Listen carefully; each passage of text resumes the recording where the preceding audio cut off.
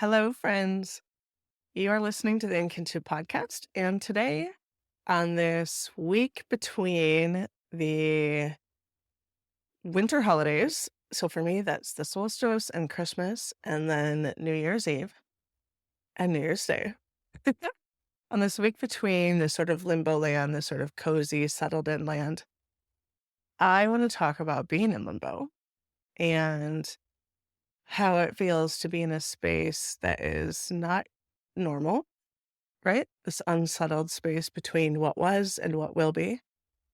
And I also want to share with you that I am going to do a Vibrant Year workshop. It'll be a free event, and we will come together for like 90 minutes or so, maybe 2 hours. We'll see how that goes. And go through the workbook that will be updated for 2024 and sort of set our joy-filled intentions and identify what it is that brings us joy and how to incorporate that into our lives. So this will be a workshop. This will be hands-on. We're going to go through it together. There's going to be moments of meditation and moments of silence to allow you to journal. So that's going to be mid-January, because I don't think that we need to rush into January as quick as possible with all of our resolutions and all of our thoughts. I think we need to ease into it. We are in the winter season after all. And winter is all about hibernation and going inward and reconnecting and assessing what's happening and what you want to be happening in your life, what's working, what's not, which is why the Vibrant Year workshop is going to be perfect timing for that. So look for that in mid-January. And also, some other news. I am so excited to say that I was recently interviewed on the So and So podcast. Bernina puts out the So and So podcast, and I had the pleasure of talking with Meg. And I don't know if I talked sewing at all, actually. I think I mostly rambled on and on about joy and intention and adventures in my life. It's a little different than what I've talked about here on this podcast. So if you would like to check that out, I would be honored if you did. It drops January 18th, 2024. And I'm excited to be in my new place. I'm going to talk about that more when the podcast episode gets going. But I am more or less settled onto the new property. The studio's almost ready for live virtual workshops. I was so excited for that to happen. And I know in January, I'm going to put out 2 or 3 of them. One will be on cloning clothes that you already have. And then I'm going to do a couple of project-based ones as well. So look for that. I am excited to share that with you. Okay. Without further ado, let's get started. You are listening to the Inkinship podcast, a podcast for makers who crave a vibrant, joy-filled, let's even say ease-filled life on their own terms. And I am your host, Tina Vandenberg. Thank you for joining me. Today's episode is kind of off the cuff. I haven't been on here in quite a while because life has been incredibly turbulent. But I didn't want to let 2023 go by without jumping on and saying hello and telling you about the exciting things that I sort of see bubbling up for 2024. And I also wanted to talk about how hard it is, to some degree, to be in that in-between space. And I wanted to share where I'm at physically, because it's different than the last time I talked to you. Welcome to the episode. Thanks for being here. I've had a lot of radio silence over the last several months. And part of that, actually probably all of that, is because I have been in the process of moving my little house. You probably know that I have a little house on wheels. It's 400 square feet. And I have a 240 square foot studio. And I purchased property in early August, 2 acres in this small town in northern lower Michigan. And it was raw land. So I've been in the process of getting permits, so many permits. I really underestimated and did not value the time and effort and money that would go into permits alone.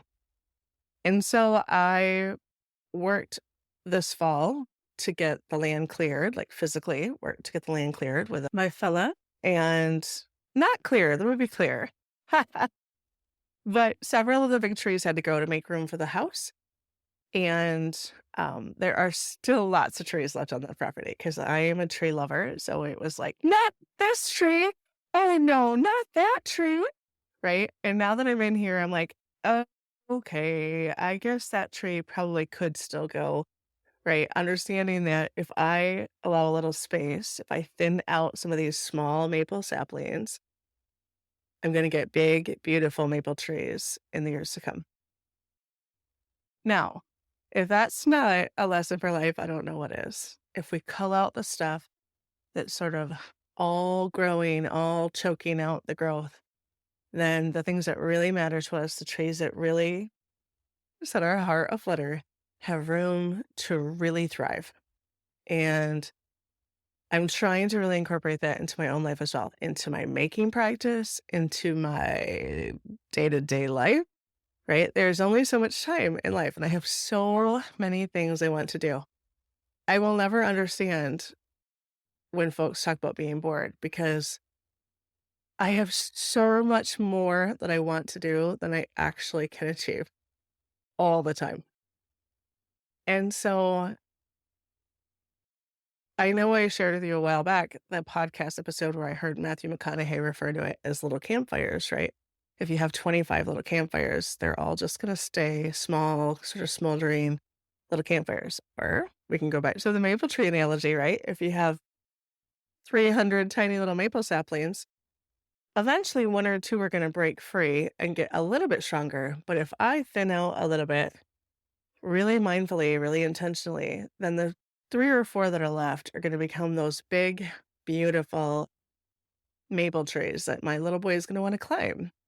Although it might take longer than with his climbing years, but, you know how that goes. So the campfire is the same idea. If you snuff out several of those small campfires and leave yourself with 3, maybe 5, and we're talking being like, what are the most important things in your life? Um then they have a chance to really thrive. And as somebody who's multi-passionate, I understand how hard this can be. But and it doesn't mean you can't dabble for fun. It doesn't mean you can't spend time doing things just for the joy of learning to do it and then letting it go. Like there's absolutely nothing wrong with that. But I think if you want something to really thrive, if you want to go deep, which I do, I want to go deep into the mastery of my art and I want to go deep into teaching and connecting with people. So I'm really aligning my life or attempting to in a way that allows those to have the most oxygen, to have the most sunlight, to have the most energy. Because energy, I was going to say it's finite. I don't know if it's finite per se. I mean, it is. But I think that when we're doing something we really love and it's the right thing for us to be doing, energy can sort of feel bottomless. When we're doing things that we don't really want to do or not what we're supposed to be doing, sort of obligatory or working through life without any intention, just sort of letting life fly around. I think that can be really draining. So it sort of depends, right? But time is certainly infinite. Just kidding. I wish it was. Time is certainly finite. And so really focusing on where we want our attention to go is important. And that relates to people and the people that we spend time with as well. And I know the holidays are just in the midst of happening or have happened. And probably there's a lot of obligation of where you needed to spend your time and what you needed to do. And I love the holidays. I absolutely adore them. What I love about them is that they take the regular chugging of life and they cause or implore us to stop for a moment and do something different, right? Stop and take a pause and celebrate and be with people we love. And I know that sometimes that's just full of conflict because you're not actually doing what you want to be doing. You're actually doing the things you think you're supposed to. And I implore you, if possible, and teaser alert here, it is always possible, but it can be hard and it can be sort of scary. But I implore you to take back your time and the things you feel obligation towards, and the holidays are one of those. And create the holiday you want. Like, if you spend more money than you want to spend at Christmas, set yourself a hard and fast rule. And it doesn't matter if your sister gives you something that's over the top, really expensive, and you give her some homemade jam and a candle. You have to set the life that you want to live. You have to live within your boundaries in a way that feels appropriate for you. And if you approach that with confidence, it's all going to be beautiful because it's really about the intention, right? It's about, I'm going to give this to my human because I love them and I think they're going to enjoy it. And I want to do that out of love. It's a totally different energy than I have to prove how much I love so and so by spending so much money on them. Or all of the different family obligations that can come with all the different holidays, right?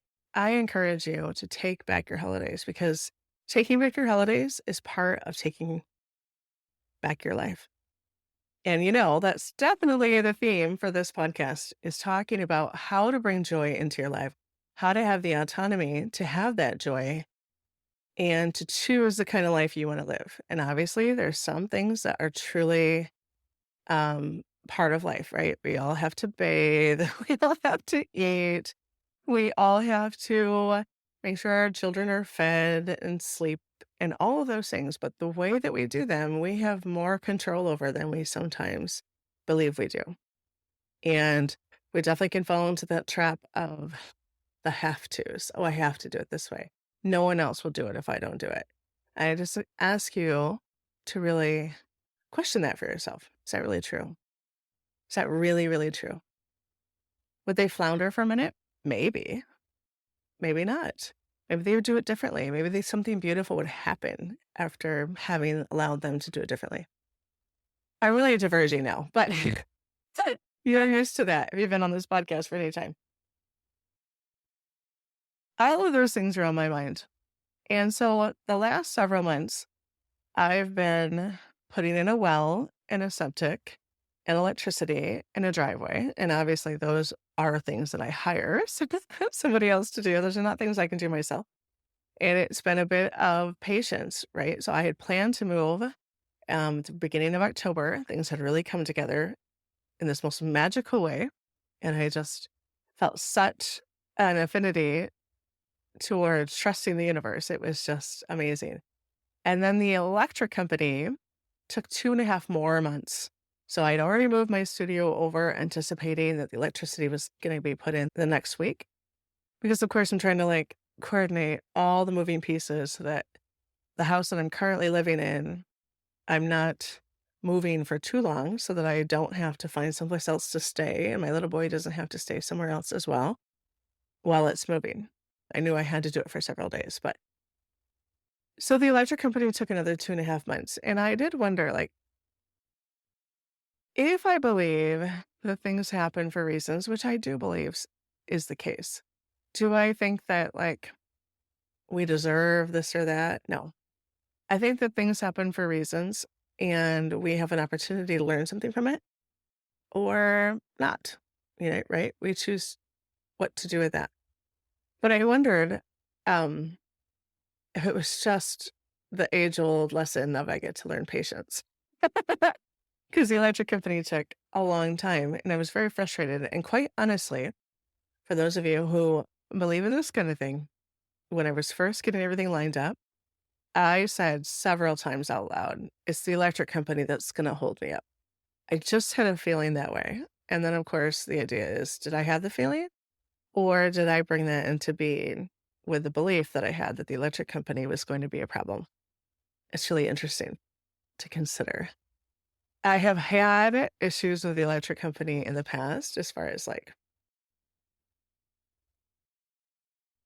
sort of being irrational and not me, the electric company. At least that's my story. And so I have kind of a chip on my shoulder when it comes to utilities like that. So maybe I did bring it into being. I don't know. It's very possible. But anyway, the studio got moved 2.5 months before the house did. And then finally the house got moved right after Thanksgiving. That first very last part of November, 1st of December, and it took about 3 weeks. And of course, right around that time in Northern Michigan, we also had a giant snowstorm. It's not a giant snowstorm, but we got like 6 inches of snow. And it got quite cold for a brief amount of time, and the ground, which was all sand because 'cause it's been excavated and had been raining a great deal, so the top 6 or 7 inches of the sand had frozen already. So my boyfriend, who was digging and connecting the water lines and the electric lines for me, had a horrible time. He had to have a pickaxe underneath the house and just it was a lot. It was incredibly challenging. So I felt all the sort of guilt over that, that it was so hard for him to do at that time of year. And also, I had so much to do myself. Like, I did not respect how hard it was going to be to pack up a house, move it into a trailer, move the house, and everything that entails, and then unpack the trailer and move everything back into the house. And of course, I also had some house improvement plans while it was empty. And so I did some painting, put some new finishes on the wall, that kind of thing. And I had the most beautiful experience of my humans, my people, including the man underneath the house doing the truly backbreaking work, came and helped me. And I just felt so incredibly blessed and also groundless, also unmoored, right? I was in such a state of this is happening and A, B, C, D, E, F, and G all need to happen today so that H, I, J, K, L can happen tomorrow, right? So like everything was in sequence of itself and everything had to happen in this perfect dance or nearly so. And it was a really challenging time. And I am just now, like, our Christmas tree went up 5 days before Christmas. I usually do an advent calendar for my little guy, and unfortunately, like, that didn't happen until 5 days before Christmas either. And so all these things that I usually do, I was unable to do, and it was stressing me out because I felt like I didn't want my life and the traditions I had developed to be dismantled when my little boy's existence for the last month have been really up in upheaval. And so that really wise man that was under the house pickaxing was like, "Are you crazy? You're in the middle of a giant project. You can't do all the things at once. You can't do all the Christmas stuff that you normally do." And I had to really settle into that. And of course, this is a lesson that I get to learn over and over and over again. You can't do all the things at once. You can do anything you want to do in life, but you can't do everything at one time. You just can't. Nor do I want to. It's not the kind of life I want. I want a life that's full of space. I want to work hard. I want to do work that I love. I want to create beautiful things. I want to make things. I want to have adventures and I want to have space. And I think it's possible to do all of that. I certainly have talked to people on the podcast who do, and I certainly have experienced it in my life. So I know that it's about the mindset that I have. And so this week, the week after the winter solstice, I've started to reconnect to myself. I've started to reconnect to my land. My feet are not fully planted on the ground yet, but they're getting closer. And I'm having grace with that because I started to feel panicky, right? A little emotional panic attack that I don't feel grounded. I don't feel connected to my new place. And here I am, and I've done all this work, and people I love have done all this work to get me here. And it's property that I own, which is amazing, really, right? But it also like tapped me out financially completely. And so I'm starting fresh in some ways, in lots of ways, in beautiful ways, and sort of challenging ways. And I also started a new job in November. I started working for a pattern company, Charm Patterns, as a graphic designer, doing some technical graphic work. And that has been really lovely and also a lot of time and energy during a time when I'm feeling unmoored. And that time is definitely too short. But what's really beautiful is that this work that I'm doing, this graphic design work that I'm doing, is not something I probably would have been open to because I've been so focused on my own business. And of course, you know, if you've been listening here, that I have been really quiet for the last several months because I've not had the energy, I've not had the space to do all the things at one time. And right this minute, my very basic needs have to be taken care of. Right this minute, I have to get my home settled. Right this minute, I have to get my finances settled. Like all of that has to happen. And back in August, was meditating and I had this moment of release. And I released to God, to the goddess, whatever deity, whatever entity the universe you talk to. I use all those names interchangeably. I released the idea or the really narrow thought I had about what the work did in the world looked like. And so I released this narrow idea I had of what my future looked like. And I said, I'm willing to explore other options. I'm willing to explore different things. Now, let me be clear. That does not mean I'm not going to do my business because I love my business and I love this podcast and I love to connect. And so I actually think there's going to be more of that in the future, but it's going to be more fine tuned. I've done a lot of different things. I've tried a lot of different avenues, and I think I'm going to fine tune it because what I really have boiled down, my campfires, if you will, my little maple trees that I'm going to keep, are I love to teach and I love to connect. And so the retreats fall into that, teaching live workshops fall into that, and connecting via writing and the podcast fall into that. And then because I need a base right now, and I know sometimes people who work in creative fields or the artists or people who are trying to do something of their own volition, like myself, feel like if you work for somebody else, then somehow you've failed. But the truth of the matter is right now, I need an anchor to launch from. I need a strong platform to launch from. And so taking this job has been really lovely. I actually love the work. It's not very creative, it's very technical, and it is perfect for me because it allows me to work in a field that I enjoy, obviously. Sewing patterns are something I very much like, and to sort of dust off some skills I haven't used a little bit and remind myself of how capable I am in so many different ways, right? And so it's allowing me to do that. And it's really specific. Like there's a job that has a very clear beginning and ending, which I adore. I can do it during the time when my little boy's in school, which was when I implored the universe to show me what was right for me next. That was part of my criteria. I wanted to be able to do the work while my little boy was in school so that when I have him, I get to be with him after school. Because I only get him half the time. And I very much, if I can make it happen, want my time to be spent with him when he's here. But it doesn't mean like I don't want him to be independent and do his own thing, because I do. But I mean, I don't want to be pushing him away the whole time saying, don't talk to me right now. I'm busy. I'm busy. I'm busy, which is what I can be like. And I don't want that to happen. I want us to make things together. And obviously, there's still like all the parts of living to be done when we're together, like meals and dishes and clean the house and all of the things, right? But I want to be more present than what it would feel like if I were working when he was off school. Anyway, so that was a criteria that I put out there, and this job fit all of those to a T.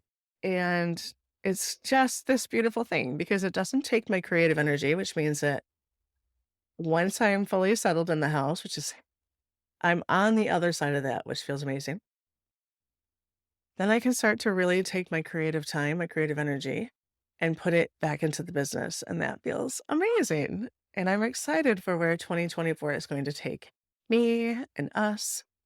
I'm excited to see how it feels to really root myself into this land and into this place. It's been 2 years of sort of nomad living, right? I've spent the last 2 years living on a friend of mine's farm in my little house, and I'm so incredibly grateful for that. And especially last fall when I had this autoimmune disorder and I was unable to sometimes feed myself and I couldn't dress myself, I cannot even express the gratitude I have for having my very dear friend near me who would come and make sure that I had bone broth to eat for lunch and help me get dressed most days. And I cannot express the beauty of that. And I understand that possibly that's why I didn't find land for 2.5 years because I needed assistance for a while.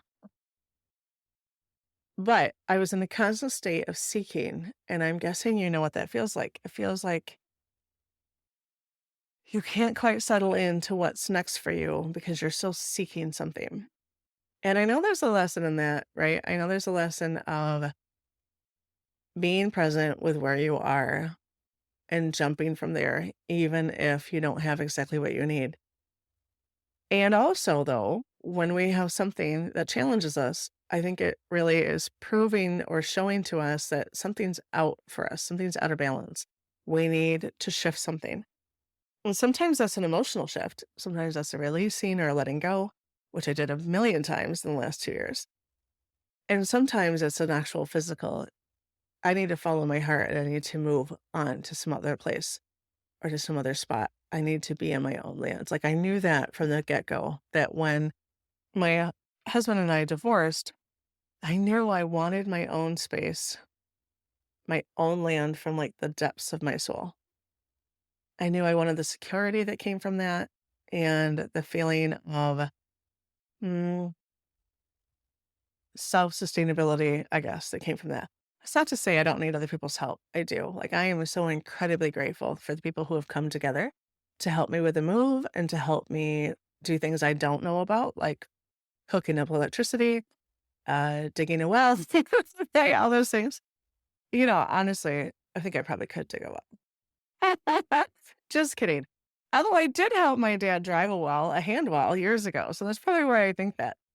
Um, Obviously, I don't have the giant equipment that came in and put mine down 120 feet. But I'm grateful for both understanding what it is that I am capable of and allowing for others to come in and give me a hand. But I knew that after being a woman who has been working since I was 11 years old and doing different jobs, I knew that I could support myself. But what was challenging was that when my ex-husband and I divorced, I had been a stay-at-home mom. We had made a choice as a family for me to stay home and raise our little boy until he went to school at least, and then work part-time. And at the same time, when he was tiny, I had my own business going as well. So like I definitely was working part-time during that time, but it wasn't enough to sustain myself living on my own. And so I've never felt so vulnerable as I did as the marriage was ending financially. And I thought, it's so hard to be in a position, and I know so many of you can relate to this, I'm guessing, to be in a position where you're not earning your own money. And that doesn't mean that my worth in the family wasn't just as valuable as his was, because I was providing a different kind of service for the family. I wasn't bringing in the kind of income that he was bringing in, but I was providing a whole multitude of different services for the family, for the greater good of our family. And so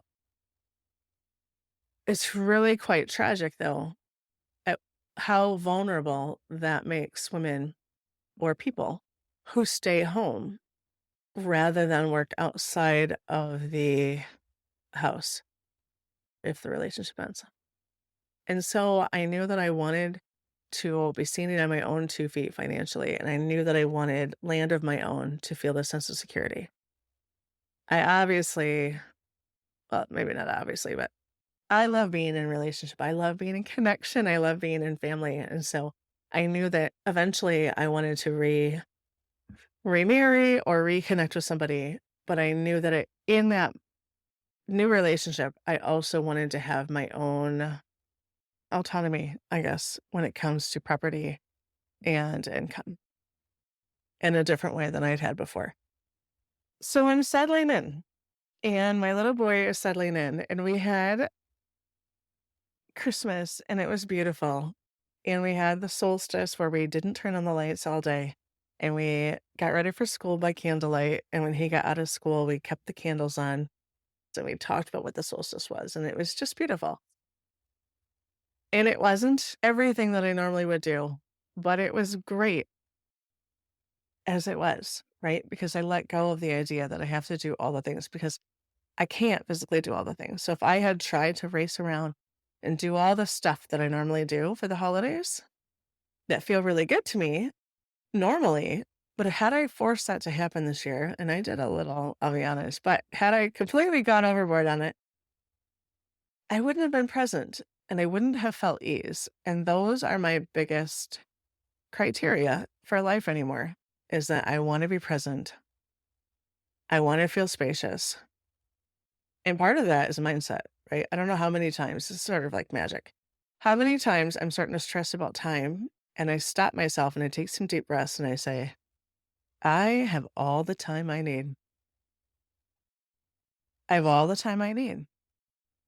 And at first you don't quite believe it. And then you do believe it because it's like so much of our anguish comes from our thoughts, comes from what we believe is happening. We believe we're running behind. We believe this isn't working or that isn't working. Or it's not going to happen how we want it to. And I just continually get to practice releasing that. Continually get to practice reminding myself I have all the time I need.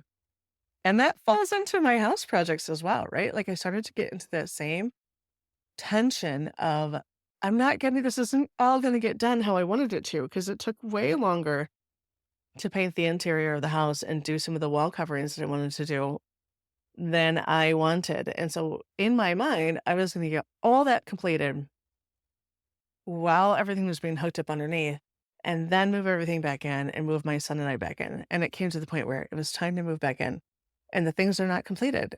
And some of them are, and some of them aren't. And it was like, okay, that's okay. What's the rush? Like, yes, I wanted it to be all finished. And then when people come see me in my new house, they could see it in its completed, shiny glory. And instead, they're going to see it in like a 90% shiny glory. And there's like 10% left to do. And I thought, it's okay. It's okay. It's sort of like a friend of mine once said to me that when he does the dishes, this is going to like appall you possibly. He leaves one or two undone. Like he does all the dishes except for like a couple. And I'm like, what? And he said, it's just a reminder to myself that dishes are never going to be finished. I'm always going to need to be doing the dishes. And so it's a mindfulness practice for him, not a strange, lazy thing, which is, of course, what my judgment is on it. And that really stuck with me. And I've been thinking about that ever since. This was years ago. And I'm like, there's always a house project that needs to be done. There's always something I'll be working on. And it's okay. There is not a finish line per se. And it's okay. And it's part of what I'm bringing into my making practice, even more so, right? You know that because I've been talking about it, that as a maker, I can be a rush to the finish line kind of girl. I can be the kind that just like races to the end so that I have a finished product. And sometimes I would take shortcuts because even though I have deep skill in what I do, and when I take the time, I can produce a really beautiful product. If I don't feel like I have the time, especially if it's just for me, if it's for somebody else, I'll take the time. But if it's just for me and I'm sort of squeezing it in, right? And of course, we talked about this a couple of times, like that in itself is like problematic. Like, why on earth wouldn't I take the time for myself as an act of self-love and self-care? So I'm working on that. That narrative is shifting and it's going to continue to shift this coming year. But if I slow it down and I enjoy the process and I'm not so worried about having a product by a certain time, then think of how much more ease-filled my life would be. And think about how I would feel like I have so much more time, right? Because I'm not putting arbitrary, unrealistic expectations upon myself. I get to just enjoy the process. And I really get to thank my friend Brixane Camper. She is another online teacher. She teaches a class called, course really, called Skirt Skills, which, as a side note, is open for enrollment right now. And I'm going to join this next cohort. I'm going to go through her courses. I have taken pattern drafting classes before. I've drafted my own patterns that I use for teaching. I've done a lot of it, but I'm excited to see what I can learn from her and her different way of going about it. She teaches pattern drafting in a way that doesn't require or use any preset formulas, which if you've done pattern drafting from other folks, generally there's some preset things that you're bringing in, things that have been worked out already that you are bringing in, and then you fine tune once you sew up your muslin and you get it worked out. She's beginning from scratch. She's not using any preset formulas, and she's doing this based on her experience as a costume designer or costume maker. I'm not sure what her exact title will be. And also her work as a custom wedding dress maker. And so I'm excited to see what that's going to be like. So maybe you want to join me. You can join in right now. It's open for enrollment, I think, for the next week or two. I can't tell you the exact dates offhand, but I'll put it in the show notes. If you go to brooksann.com, BROOKSANN.com, and up at the top left side, you can see that Skirt Skills opens December 30th. And I think it begins like the 11th or something like that. I don't know the dates exactly, but join me. I think it'll be so much fun. I'm looking forward to learning something new. And I think that there's always a beauty to learning from somebody different, right? Like I said, I've done pattern drafting. I've done a variety of things, but I'm excited to see what Brooksana is going to teach me that I have never really experienced before. So she does a lot of sewing techniques that come from the costuming world and from couture wedding dress sewing. And that's just a different approach than what I've come at it before. And so I'm thrilled to do that. And I think that one of the beautiful things about this too is that I have felt unmoored. I have felt ungrounded physically in my home. Where will I live? What am I doing? But also in my artistry, if you will, I have felt a little unmoored from as well because I've not had the time to really engage in it, nor did I have any of my sewing machines around for several months. Um, so I'm excited to use this as sort of an anchor back into something I really love, which is the beauty of taking a course, right? Even if you know a lot, you think, about the topic, it's always amazing to experience something different. So join me if you have any interest whatsoever. I think it's going to be a lot of fun. And also, now that the studio is back and running, it's not fully put back together yet, but it's getting there. I'm going to do some online virtual workshops that will be live because I love the energy of a live engagement. I love it for us to come together and do some different projects together. So one of them is going to be cloning ready-to-wear clothing that you already have. I've had a lot of requests for that.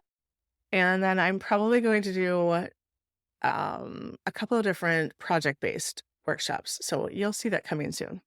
And I'm still putting together the details for the two retreats for this year. So one in the spring and one in the fall. So look for that coming probably in January, February sometime. Gonna settle back into all the things. And I've had some beautiful conversations for the podcast that I'm excited to share with you. And new ones I haven't even dreamed up yet. And the final thing that I'm excited about for the beginning first 3 months or so of 2024 is I'm putting together a special online show where I'm going to talk to different sewing folks in the community, different independent sewing folks. And we're going to talk about, I think the topic is going to be, what do you do that you're told or you believe in the sewing industry that you're not supposed to do, right? Or how did you go from being a beginner to somebody who felt like they had more mastery over your craft. I'm not sure entirely what that's going to look like, but it's going to be a lot of fun. I'm going to interview maybe 10 to 20 people, and you'll be able to sign up for it. And the interviews will come into your inbox every day for like 10 days straight. And we'll just have this sort of like online show of specific conversation around making clothing. And I'm really excited about it. So know that that's coming too. And so once I get that going, you'll be able to sign up for it. And I'll send out the link and we'll get it happening sometime in probably February, maybe March, something like that. Woo! That's what's going on over here. I've been in limbo land for what seems like a couple of years. And I know like it seems very appropriate to talk about that because we are in that space between our celebratory winter holidays and the new year. And it can be sort of this pause. And pausing can be beautiful and it can feel uncomfortable at the same time. And I know personally, I have to keep reminding myself it's not time to jump just yet. It's not time to feel all the ways I want to feel just yet, right? I'm in this space I'm in. I want to be present with this space and I want to trust that the answers I'm seeking, as far as like feeling ungrounded and wanting to feel more grounded, they're coming, especially if I trust in that. And if I put into practice the things that I know help me to feel grounded. So even though this last several months have been really sort of bananas, crazy, busy, most days I still meditated. Now, during the actual move, like for the 10 days, I was actually physically wearing paint clothes and doing all the projects. I didn't find the time to meditate and I started to feel guilty for that. And I thought, it's okay. It's okay. Because it can feel like once you fall off the wagon, you're never going to get back on, right? And I think that if you believe that to be the case, it's sort of like the quote, I can't think of who did this quote, but whether you think you can or you think you can't, you're right. Right. So it's like, I think we can really influence the way our lives go about what we believe. Our mindset is so important. And so I gave myself grace and I stopped myself from feeling all this shame or guilt or like, oh no, I'm going to lose all these beautiful practices I've worked to put into place. And it's like, no, I'm not. I'm just reminded of it right now because I'm ready to reincorporate it. I'm feeling the sense of being unbalanced. And so it's time to make space for it again. And so I started to meditate again and that felt really amazing. And so I'm not doing all the things that bring me joy because I didn't have the space for them, but I'm incorporating them now when I have more room. Because when you're actively drowning, you can't do all the things. You have to simply focus on swimming, right? You have to simply focus on finding some place to land. And then once you get landed and you get some solid footing, you can think about eating something or having a drink, all of those things. I'm full of analogies today. Consider that, I guess. And it's just such a good reminder to me to allow the space where you are. And I think this falls into like if you are trying to watch what you eat or you're trying to lose some weight, like having grace for yourself does not mean you're going to just give up. Having grace, I think, is an opposite thing from just giving up on life, right? So this is the idea of like, if I'm not vigilant about what I'm going to just eat whatever I want and I'm going to gain 150 pounds. I don't think that's the case. I think it's if you are not listening to your body, then that's what might happen. I think it's the act of trying to pretend or trying to not listen to what's actually happening. And I think that if we have grace with ourselves and we tune into what we actually need, and maybe sometimes that's a little bit of extra sugar. Like, obviously, sugar never did anybody any good. But I understand the desire for it. And like, there's a beauty to noticing, all right, I'm craving extra sugar. What's actually going on here? And not focusing on the sugar, right? It's just like with a little kid when you're raising a child, like if they're acting up and you are in your highest self space, you as a parent can see, my child is feeling uncomfortable with something, not my child's a jerk. Look at how they're behaving. That jerk behavior, with air quotes here, is not about, it's not what, that's not the end. That's just the beginning. Or you could look at it as it is the end and you have to get to the beginning. And the actual beginning is what's occurring that's creating this behavior that you're judging as being jerk behavior, right? And so we have that kind of grace with our kids, especially our little kids, so often. And it would be beautiful. And I'm looking at me here.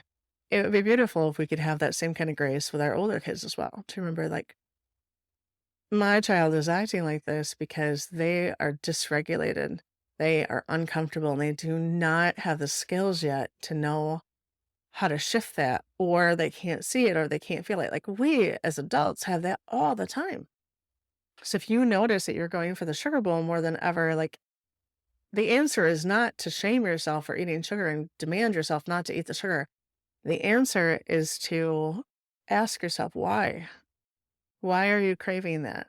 And sometimes, like, we would much rather beat ourselves up than go into that question, right? We would so much rather continue to get what we think we deserve than go into why we're actually behaving a certain way. Because our behaviors are always connected to some kind of a belief, to some kind of an emotion. Always. So I had to have grace with myself and be like, I'll get back onto that wagon and maybe the wagon will shift. Maybe the wagon will change. Like, it's very likely that I will adapt something different because I'm becoming a different human, just like we all are in any moment. So, whew, I know I've really been rambling a lot and I'm so grateful for you being here. I do want to share with you this with you as well. I mentioned it at the very beginning, but I was recently interviewed. I had the honor of being interviewed on the So and So podcast with Meg. It's something that Bernina puts out. And I shared a lot about my journey and about autonomy and trust and a little bit about sewing. So I would love it if you'd take a listen to that. I believe it goes live on January 18th. Um, Let me know what you think of it. All right, dear ones. This is it for 2023. I am excited to see where 2024 brings us once we are out of our pause, out of our space of limbo. I look forward to connecting with you. Thank you for listening.